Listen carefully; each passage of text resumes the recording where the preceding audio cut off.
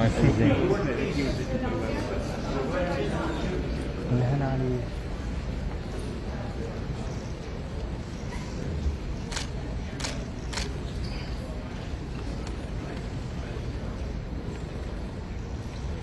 شوف.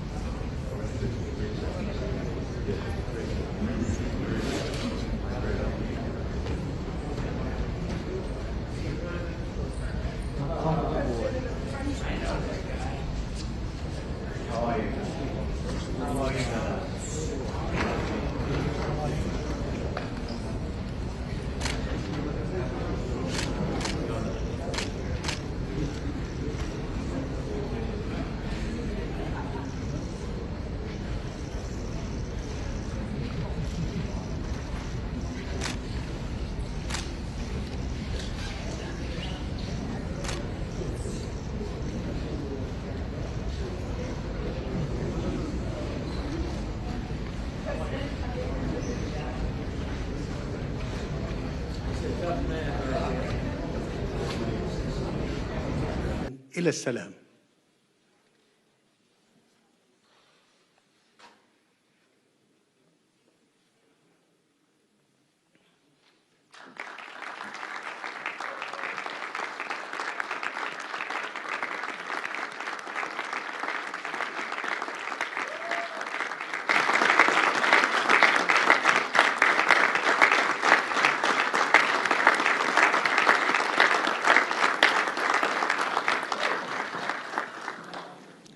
وأود أن أعرب عن تقديرنا البالغ لكم وقيادتكم الحكيمة لتلك المسيرة في ظل ظرف بالغ الدقة، بما انعكس في طرح خطتكم لإنهاء هذه الحرب المأساوية والتي خسرت معها الإنسانية الكثير.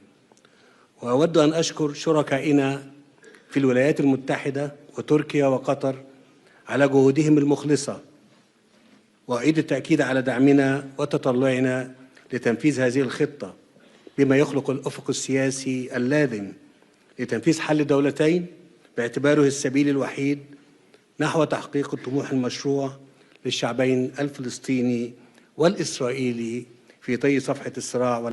أصحاب الجلالة والفخامة والسمو، لقد دشنت مصر مسار السلام في الشرق الأوسط قبل ما يقارب نصف قرن، وتحديدا في نوفمبر عام 1977 عندما أقدم الرئيس أنور السادات رحمه الله بخطى ثابتة غير مسبوقة في تاريخ المنطقة، وبادر بزيارة تاريخية إلى القدس. ومنذ تلك اللحظة أطلقت مصر عهدا جديدا، عهد الأجيال اللاحقة، فرصة للحياة، وأثبت أن أمن الشعوب لا يتحقق بالقوة العسكرية فقط. واليوم تعيد مصر التأكيد ومع شقيقاتها العربية والإسلامية على أن السلام يظل خيارنا الاستراتيجي، وأن التجربة أثبتت على مدار العقود الماضية أن هذا الخيار لا يمكن أن يتأسس إلا على العدالة والمساواة في الحقوق. من هذا المنطلق، وإذا كانت شعوب المنطقة وما زالت تنعم جميعها بحقها في دولها الوطنية المستقلة، فإن الشعب الفلسطيني ليس استثناء، هو أيضا له حق بأن يقرر مصيره وأن يتطلع إلى مستقبل لا يخيم عليه شبح الحرب، وحق في أن ينعم بالحرية والعيش في دولته المستقلة، دولة تعيش جنبا إلى جنب مع إسرائيل في سلام وأمن واعتراف متبادل. إن السلام لا تصنعه الحكومات وحدها، بل تبنيه الشعوب حين تتيقن أن خصوم الأمس يمكن أن يصبحوا شركاء الغد. وإنني إذ أغتنم هذه المناسبة لأتوجه بنداء إلى شعب إسرائيل وأقول: فلنجعل هذه اللحظة التاريخية بداية جديدة لحياة تسودها العدالة والتعايش السلمي. دعونا نتطلع سويا لمستقبل أفضل لأبناء بلادنا معا. مدوا أيديكم لنتعاون في تحقيق السلام العادل والدائم لجميع شعوب المنطقة. فخامة الرئيس ترامب، علينا أن نتوقف عند مشاهد الارتياح والسعادة التي عمت سواء في شوارع غزة أو الشارع الإسرائيلي أو في العالم كله على حد سواء عقب التوصل لاتفاق إنهاء الحرب بفضل مبادرتكم الحكيمة. فهي دليل آخر على أن الخيار المشترك للشعوب هو السلام. كما نقدر لكم اهتمامكم باستعادة الحياة في غزة، وستعمل مصر مع الولايات المتحدة وبالتنسيق مع كافة الشركاء خلال الأيام القادمة على وضع الأسس المشتركة للمضي قدما في إعادة الإعمار للقطاع دون إبطاء. ونعتزم في هذا السياق استضافة مؤتمر التعافي المبكر وإعادة الإعمار والتنمية، والذي سيبنى على خطتكم لإنهاء الحرب في غزة، وذلك في سبيل توفير سبل الحياة للفلسطينيين على أرضهم ومنحهم الأمل. فالسلام لا يكتمل إلا حين تمتد اليد للبناء بعد الدمار. أصحاب الجلالة والفخامة والسمو، إننا نستشرف مستقبلا مشرقا لمنطقتنا تبنى مدنه بالأمل بدل من أن تدفن ذكريات أصحابها تحت الأنقاض. فأمامنا فرصة تاريخية فريدة ربما تكون الأخيرة للوصول إلى شرق أوسط خال من كل ما يهدد استقراره وتقدمه. شرق أوسط تنعم فيه جميع شعوبه بالسلام والعيش الكريم ضمن حدود آمنة وحقوق مصانة. شرق أوسط منيع ضد الإرهاب والتطرف. شرق أوسط خال من جميع أسلحة الدمار الشامل. هذا هو الشرق الأوسط الجديد الذي تتطلع مصر إلى تجسيده بالتعاون مع شركائها إقليميا ودوليا. إن اتفاق أوسط تنعم فيه جميع شعوبه بالسلام والعيش الكريم ضمن حدود آمنة وحقوق مصانة. شرق أوسط منيع ضد الإرهاب والتطرف. شرق أوسط خال من جميع أسلحة الدمار الشامل. هذا هو الشرق الأوسط الجديد الذي تتطلع مصر إلى تجسيده بالتعاون مع شركائها إقليميا ودوليا. إن اتفاق اليوم يمهد الطريق لذلك، ويتعين تثبيته وتنفيذ كافة مراحله والوصول إلى تنفيذ حل الدولتين على نحو يضمن رؤيتنا المشتركة في تجسيد التعاون المشترك بين شعوب المنطقة بل والتكامل بين جميع دولها. السادة الحضور، قبل أن أختم كلمتي وتقديرا لجهود الرئيس دونالد ترامب، فإنني أود أن أعلن أمام الحضور الكريم قرار مصر إهداء فخامته قلادة النيل. قلادة النيل وهي الأرفع والأعظم شأنا وقدرا بين الأوسمة المصرية، وتمنح لرؤساء الدول ولمن يقدمون خدمات. Great services to humankind. Thank you all. अगर मैं मिट जाऊं तो क्या मैं कभी था ही नहीं? बताओ, क्या मैं सिर्फ तभी कामयाब हूं जब हर लाइन सीधी हो, जब हर रिपोर्ट परफेक्ट? अगर मैं अलग हूं तो क्या मैं किसी से कम हूं? और अगर मैं ना लिखूं तो क्या पढ़ाई में week?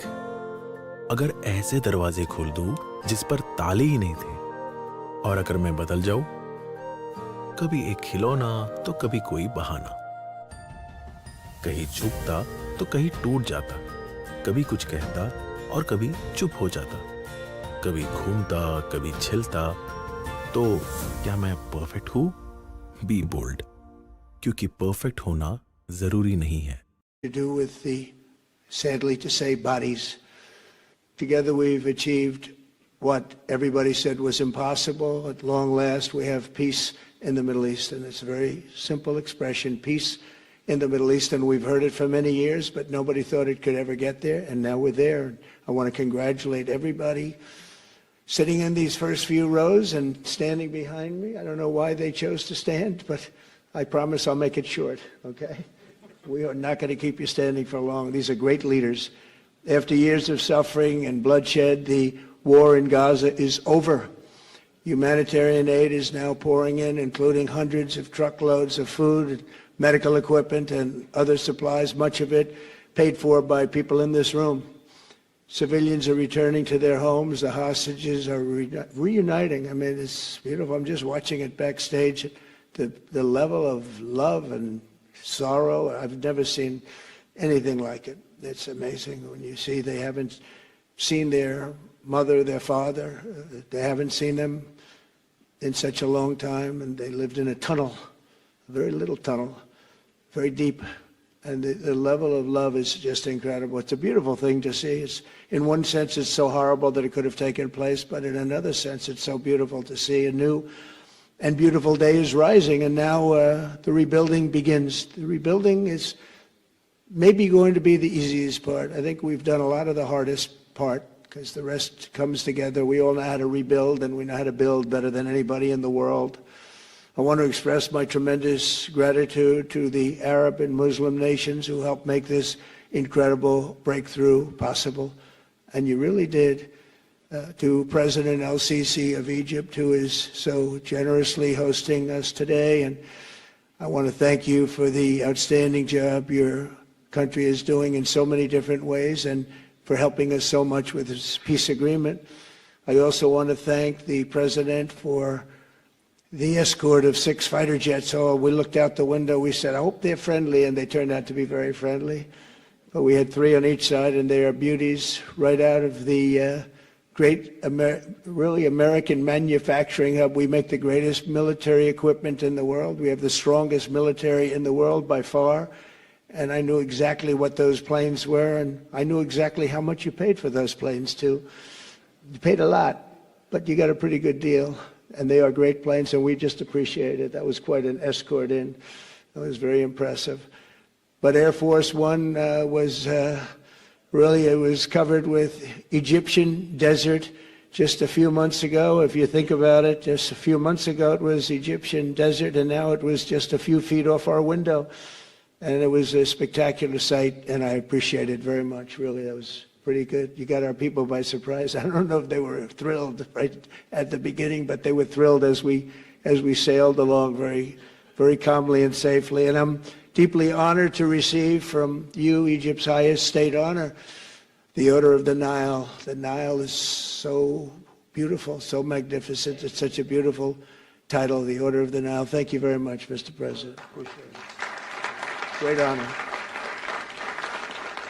I also want to give a very special thanks to the Emir of Qatar, a man who's outstanding. He's been a friend of mine for a long time, long before politics, and he's a fantastically respected man.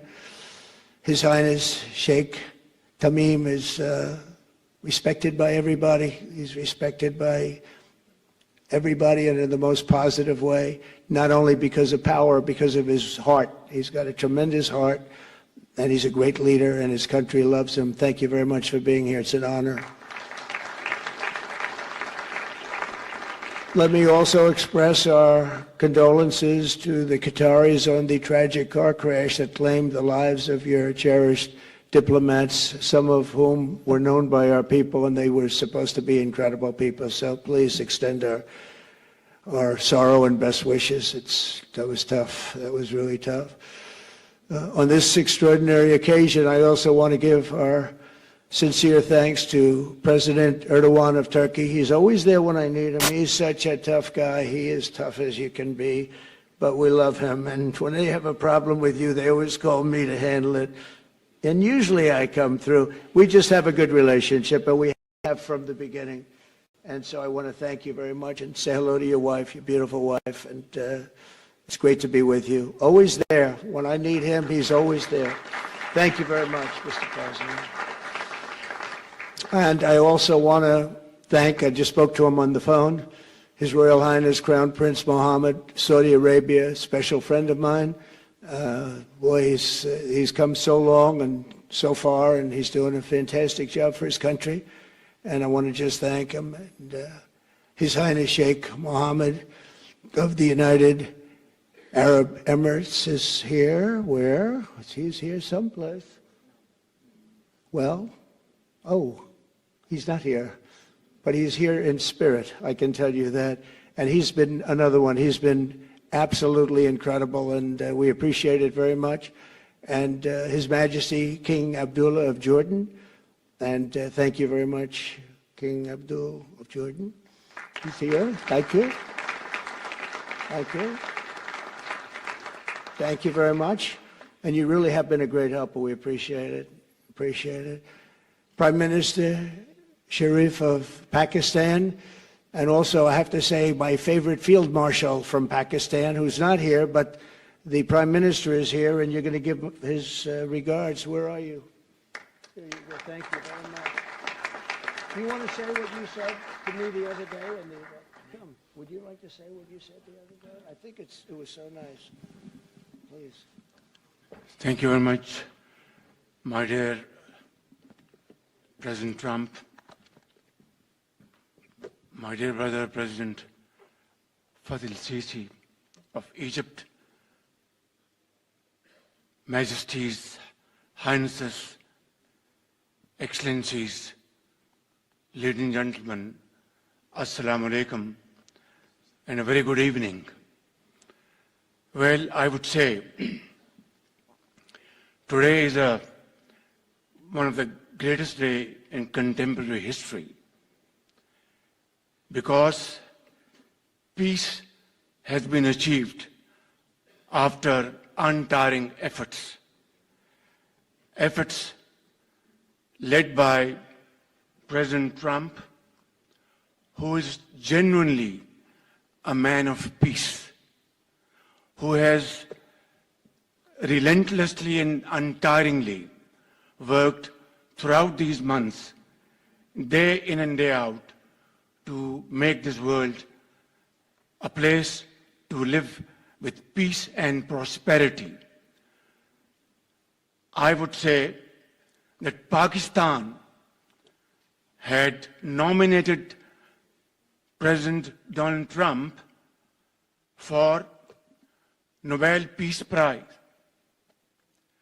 for his outstanding, extraordinary contributions to first stop war between India and Pakistan, and then achieve ceasefire along with his very wonderful team. And today, again, I would like to nominate this great president for Nobel Peace Prize, because I genuinely feel that he is the most genuine and most wonderful candidate for Peace Prize, because he has brought not only peace in South Asia, saved millions of people, their lives. And today, here in Sharm el-Sheikh, achieving peace in Gaza is saving millions of lives in the Middle East. Mr. President, I would like to salute you for your exemplary leadership, visionary leadership. And I think that you're the man this world needed most at this point in time.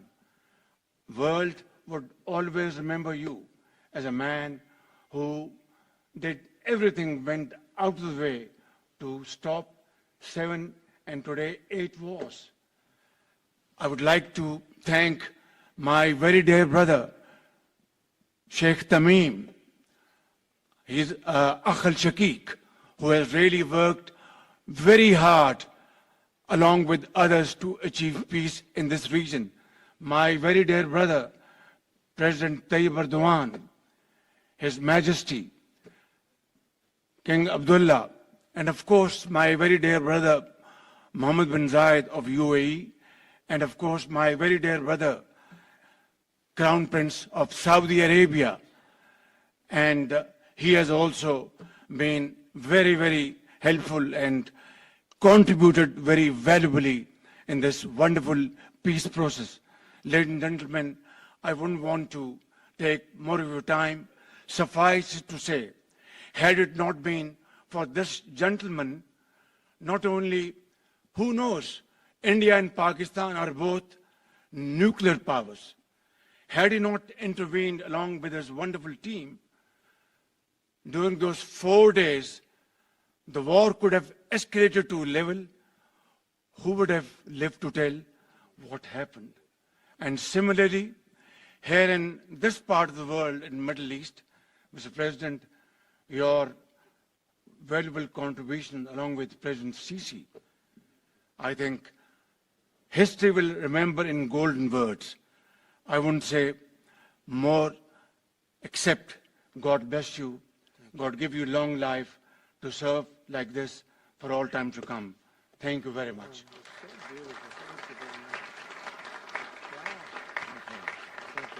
Very kind.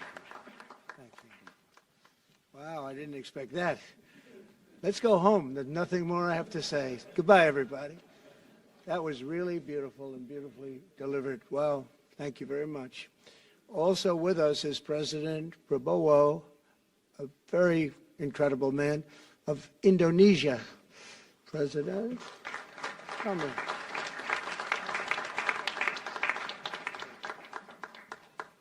Great job.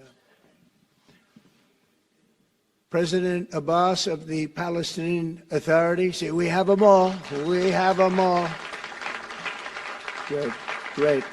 It's good to have you. And so many others. I really have a list here.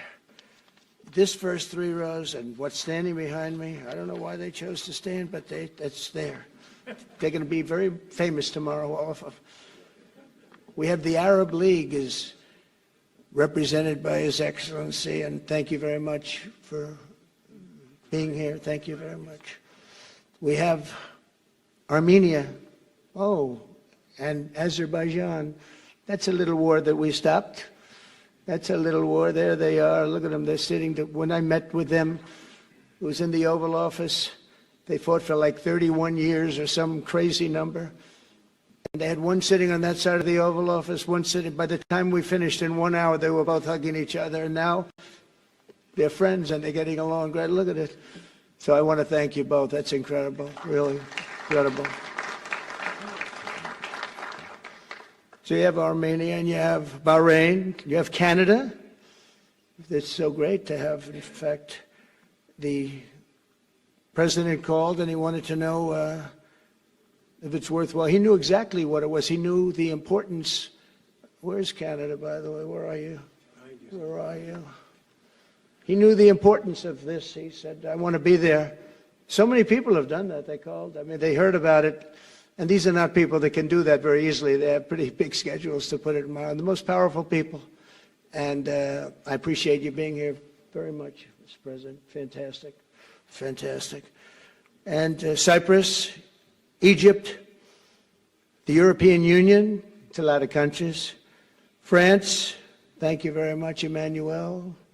I would imagine Emmanuel standing someplace behind me. Where is he? I can't believe it. You're taking a low-key approach today.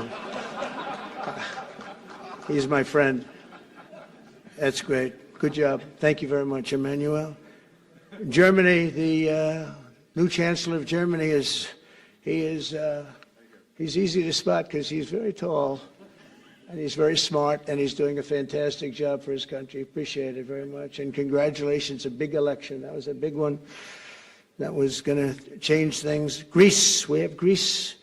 We have Hungary. Oh, Victor, where is Victor? Victor. We love Victor. Victor, I call him. You know, I put the little accent on it. You are fantastic, all right? I know a lot of people don't agree with me, but I'm the only one that matters. You are fantastic. He's a great leader. I endorsed him the last election he had, and he won by 28 points. So you're going to do even better this time. You have another election, and you're going to do great, and we appreciate it, and we're behind you 100%. That's Hungary. India is a great country with a very good friend of mine at the top, and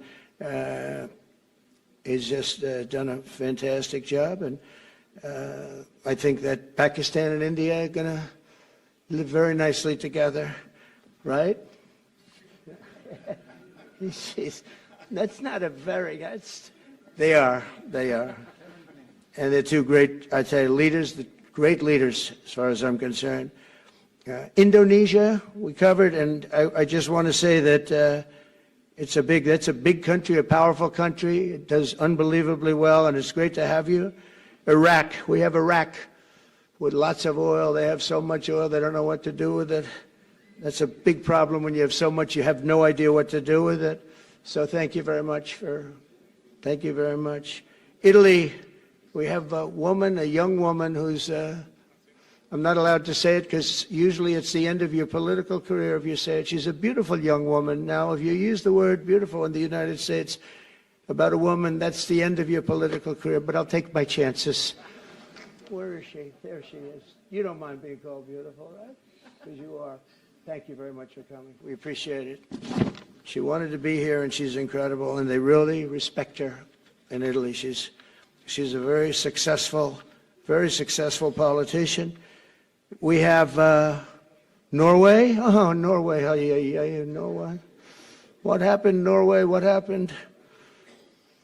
Where's Norway? Where is he? We have Johnny. We're going to the World Cup. I can tell you that. Where's Norway? I don't think he wants to stand. Oh, he's back there. Well, we have Norway. Oman. Again, we have Paraguay. We have really fantastic representative from Saudi Arabia. Thank you very much. I'll tell you what, and this time we'll get you the best seat. He always gets the best seat. He deserves the best seat. But what a great place it is. Spain. Where's Spain? Are you guys working on him with respect to the GDP? We'll get close. We'll get close. But fantastic job you're doing. And UAE, which is great. United Kingdom. Where's United Kingdom? Where's our friend? Where? Come here. Is everything going good? Very good. That's very nice of you here. These people all came in like 20-minute notice.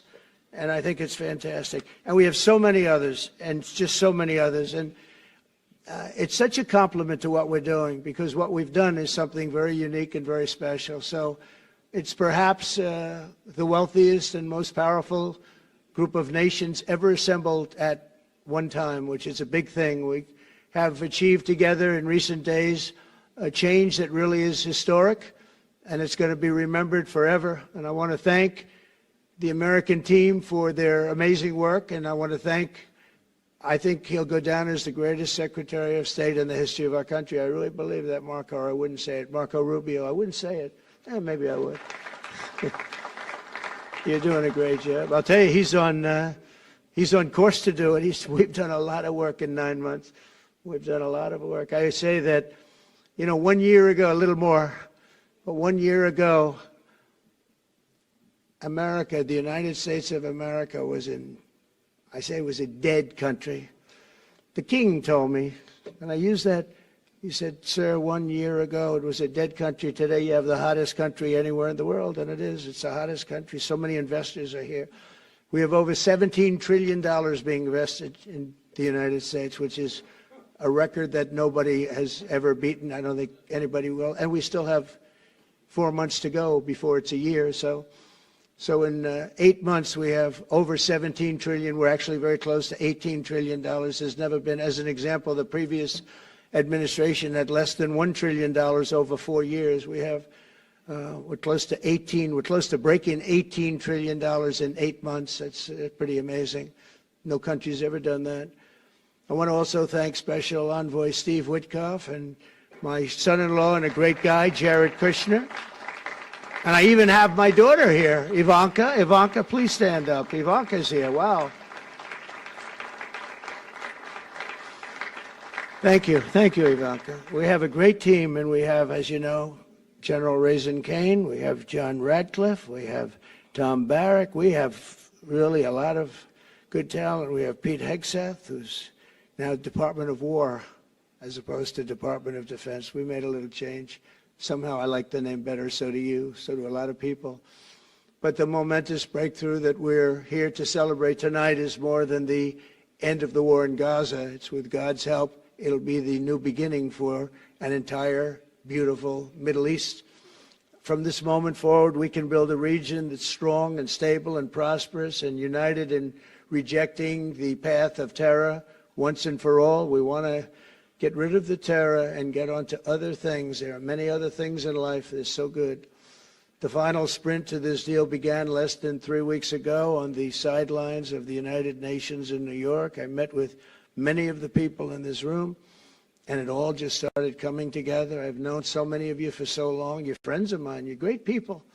I have a couple I don't like in particular, but I won't tell you who. I have actually a few of them I don't like at all, but you'll never find out who they are.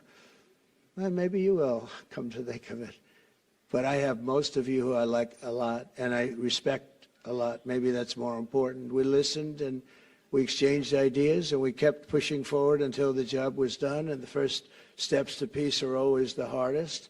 And today we've taken them and we've put them all together and we've come up with this beautiful mix like nobody thought was possible. And as you know, I've just come from Israel. It was an amazing day to watch the hostages come in and to watch all of the other things and do all of the other things that we did.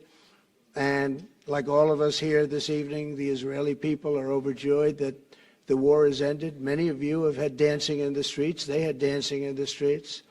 And they've been dancing for weeks now once they heard about this and they heard that it was even a possibility.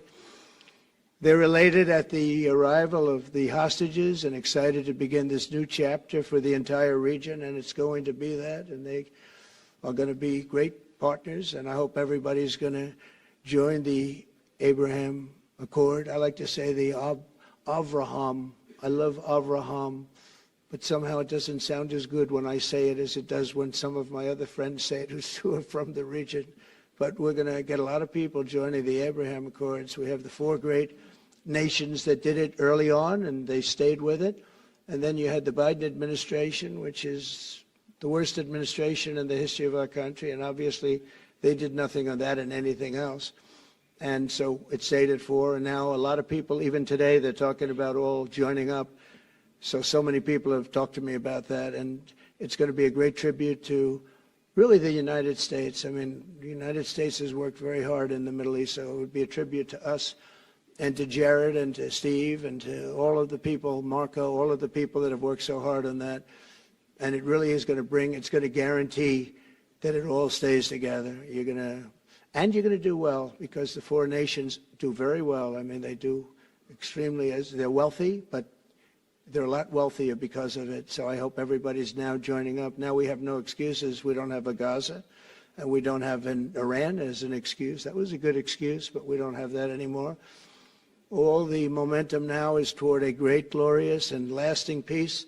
And our commitment to fulfilling the 20-point plan we developed together will be the crucial foundation for achieving that bright future. And it's being worked on right now as we speak. And we're actually in stage 3 and 4. It's not going to be, just divided down so simply. We can be long advanced on some of the things that we say we're going to do. We can take them out of order in a positive way. And we've shown how it can be done with responsible nations like the people in this room, these incredible people in this room, setting aside their differences, seeking common ground, and pursuing a better world for all of us. In that spirit, it's my dream that we all get together and enjoy our life. And we're going to put some of you on the Board of Peace. Everybody wants to be on the Board of Peace. They said, would you be the chairman? I say, I'm pretty busy too.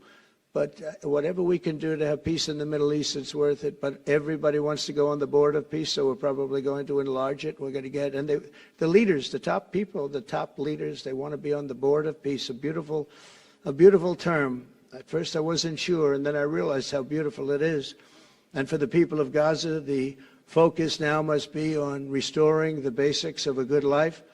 We're going to have a lot of money coming into Gaza and a lot of rebuilding and building. It's not so much rebuilding, it's really building, cleaning up and building. And I'm pleased to announce that numerous countries of great wealth and power and dignity have come forward to me just today and over the last week to say they want to help in the reconstruction of Gaza, putting up whatever money is necessary. And the money is, of course, it's a lot of money, but it's not much compared to the value or the wealth of these tremendous countries, and they are ensuring stability and success in the Middle East. So when you think about it, it's a very, very small amount of money is necessary, relatively speaking. And as those commitments are made, I'm going to let the world know who is doing it, because they really deserve great credit for doing it, and they're going to do something that's really monumental. This is a monumental day. This is a monumental moment in the history of the world beyond the Middle East.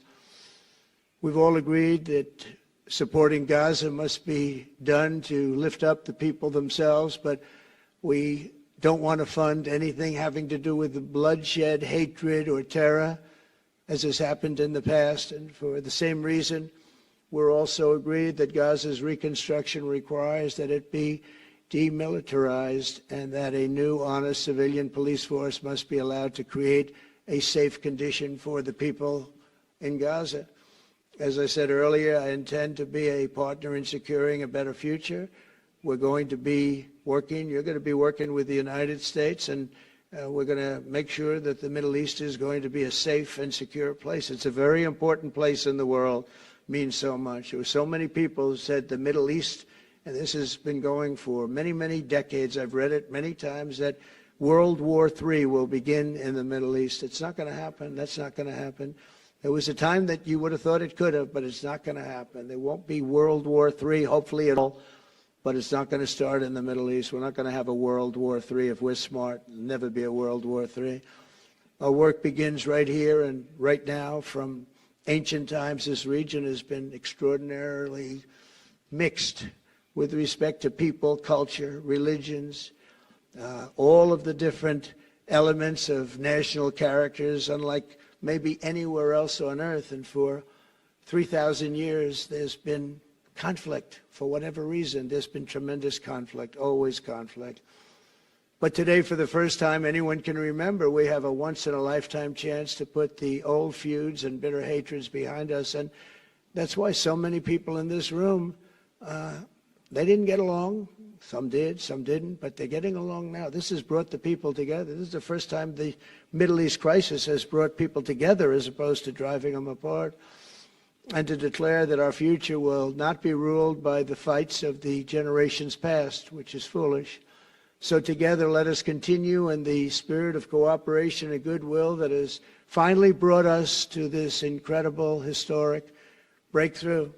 If we do together, we will reach the Middle East's incredible destiny, a safe and prosperous and beautiful crossroads of culture and commerce, faith in humanity, and